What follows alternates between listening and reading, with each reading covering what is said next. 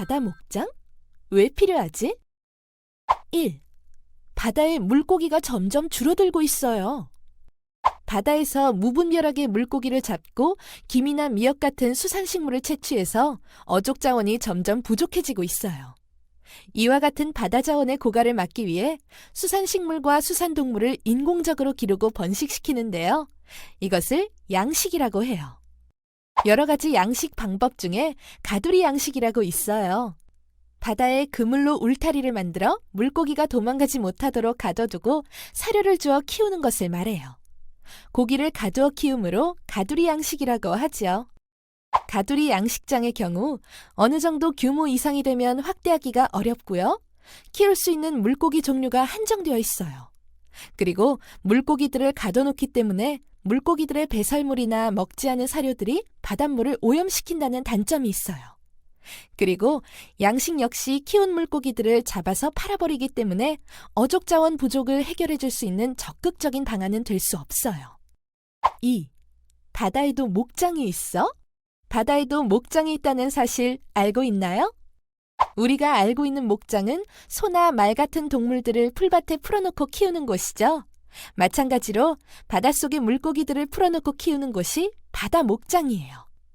인공적으로 바닷속 환경을 만들어서 물고기뿐만 아니라 다양한 해양 자원이 잘 자라고 평생을 집으로 지낼 수 있도록 만들어진 곳이 바다 목장이에요. 3. 바다 목장? 어떤 곳일까? 가두리 양식장과는 달리 물고기를 가둬 키우지 않아요. 그래서 넓은 바다 전체가 목장이에요. 바닷속의 인공 구조물과 해초 등을 이용해 물고기들이 제 집처럼 지낼 수 있게 해줘요. 물고기를 길러서 해양 오염으로 인해 줄어든 해양 자원을 다시 되돌리고 해양 생태계를 복구하는 것이 주 목적이에요. 4. 어떤 물고기를 키울까? 아무 물고기나 다 키우는 건 아니고요. 몇 가지 판단 기준이 있어요. 첫째, 해당 바다에서 제일 많이 사는 물고기여야 해요. 둘째, 키울 만한 가치가 있어야 해요. 셋째, 우리나라 바다의 수온 환경에 잘 적응하는 것이어야 하고요.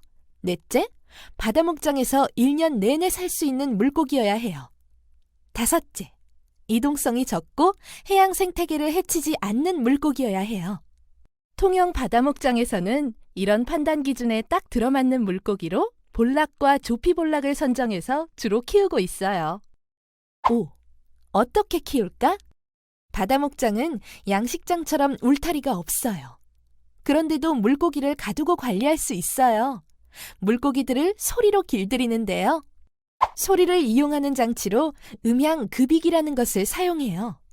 바다 목장에 가면 노란색 사각형 금속 구조물이 떠다니는데요. 이게 바로 음향급익이에요.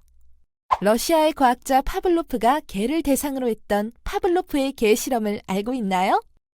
개에게 일정한 소리를 들려주면서 먹이 주기를 반복하면 개는 소리에 길들여져 소리만 들어도 침을 분비해요. 이것을 조건반사라고 하죠. 이 조건반사를 이용해 풀어둔 물고기들이 바다 목장에 일정 기간 머물게 하도록 해주는 장치가 음향급익이에요. 물고기 새끼들을 일정 기간 동안 일반 가두리 양식장처럼 가둬서 소리 학습을 시켜요. 먹이를 주기 전에 일정한 소리를 내서 새끼 물고기들이 모이게 한 후 먹이 주는 것을 반복해요. 그렇게 2에서 4주일을 연습시키면 새끼 물고기들은 소리에 길들여져 조건반사를 갖게 돼요. 그 이후에 물고기 새끼들을 바다 목장에 풀어줘요. 이제 물고기들은 울타리가 없어도 소리를 듣고 모여서 먹이를 먹게 돼요. 사람한테 집이 필요하듯이 물고기도 집이 필요해요. 그게 바로 어초예요. 어초를 이용해서 물고기가 도망가지 않게 잡아둘 수 있어요. 어초는 자연어초와 인공어초로 나뉘는데요.